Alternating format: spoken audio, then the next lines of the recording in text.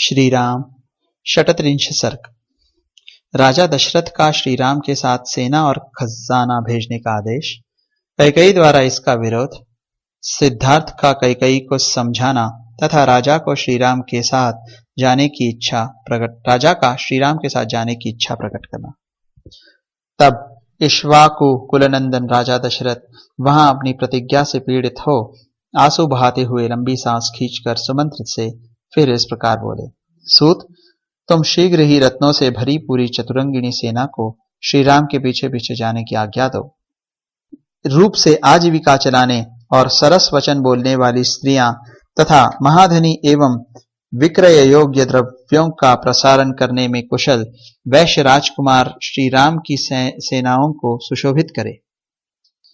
जो श्री राम के पास रहकर जीवन निर्वाह करते हैं तथा जिन मल्लों से ये उनका पराक्रम देखकर प्रसन्न रहते हैं, उन सबको अनेक प्रकार का धन देकर उन्हें भी इनके साथ जाने की आज्ञा दे दो। मुख्य मुख्य आयुध, नगर के निवासी, छकड़े तथा वन के भीतरी रहस्य को जानने वाले व्याध, ककुत्स्थ कुलभूषण श्री राम के पीछे पीछे जाएं।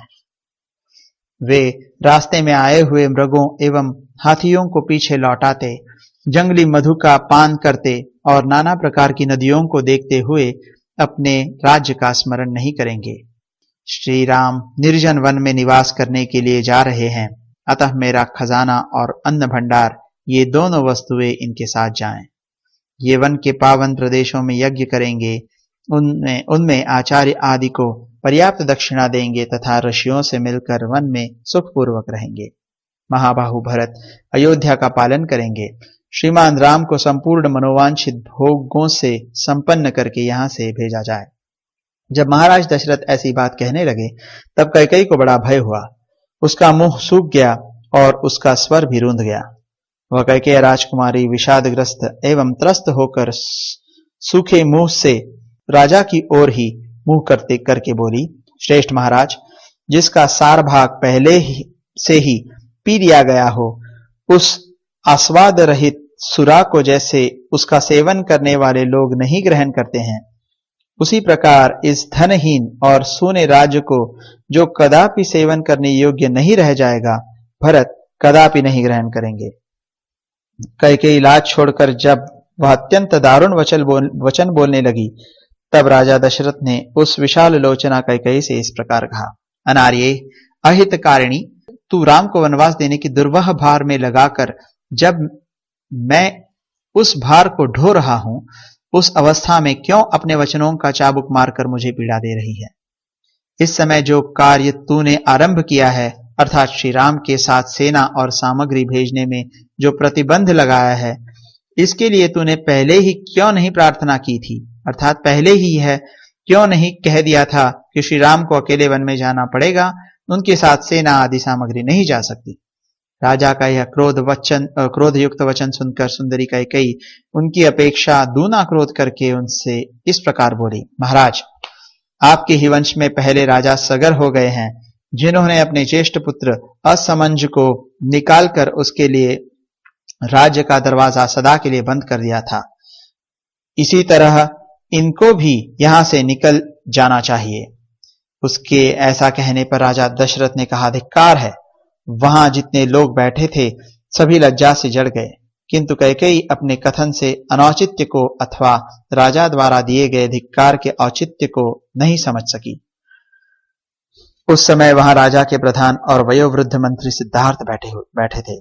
वे बड़े ही शुद्ध स्वभाव वाले और राजा के विशेष आदरणीय थे। उन्होंने कैकेयी से इस प्रकार कहा, देवी, असमंज बड़ी दुष्ट बुद्धि का राजकुमार था। वह मार्ग पर खेलते हुए बालकों को पकड़कर सरयू के जल में फेंक देता था और ऐसे ही कार्यों से अपना मनोरंजन करता था। उसकी यह करतूत देखकर सभी नगरवासी कुपित हो राजा के पास जाकर बोले, राष्ट्र की वृद्धि करने वाले महाराज, या तो आप अकेले असमंज को रहकर रहिए या इन्हें निकालकर हमें इस नगर में रहने दीजिए। तब राजा ने उनसे पूछा, तुम्हें असमंज से किस कारण भय हुआ है। राजा के पूछने पर उन प्रजाजनों ने यह बात कही, महाराज, यह हमारे खेलते हुए छोटे छोटे बच्चों को पकड़ लेते हैं और जब वे बहुत घबरा जाते हैं तब उन्हें सरयू में फेंक देते हैं। मूर्खतावश ऐसा करके इन्हें अनुपम आनंद प्राप्त होता है। उन प्रजाजनों की वह बात सुनकर राजा सगर ने उनका प्रिय करने की इच्छा से अपने उस अहितकारक दुष्ट पुत्र को त्याग दिया।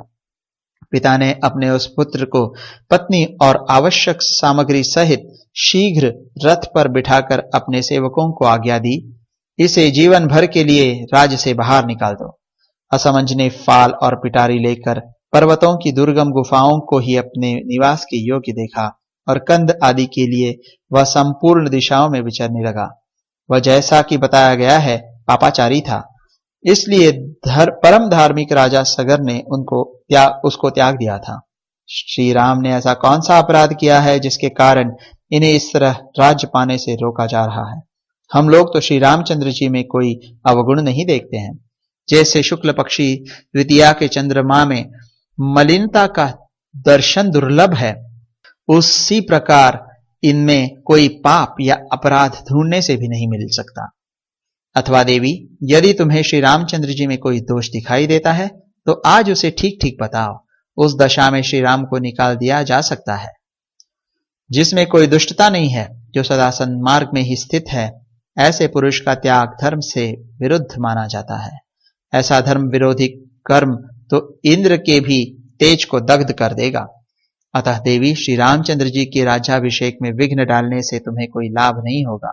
शुभानने, तुम्हें लोक निंदा से भी बचने की चेष्टा करनी चाहिए। सिद्धार्थ की बातें सुनकर राजा दशरथ अत्यंत थके हुए स्वर से शोकाकुल वाणी में कैकेयी से इस प्रकार बोले, पापिनी, क्या तुझे अब बात नहीं रुची? तुझे मेरे या अपने हित का भी बिल्कुल ज्ञान नहीं है? तो दुखद मार्ग का आश्रय लेकर ऐसी कुचेष्टा कर रही है। तेरी यह सारी चेष्टा साधु पुरुषों के मार्ग के विपरीत है। अब मैं भी यह राज, धन और सुख छोड़कर श्री राम के पीछे चला जाऊंगा। ये सब लोग भी उन्हीं के साथ जाएंगे, तो अकेली राजा भरत के साथ चिरकाल तक सुखपूर्वक राज भोगती रहे। इस प्रकार श्री वाल्मीकि निर्मित आर्ष रामायण आदि काव्य के अयोध्या कांड में 36वां सर्ग पूरा हुआ।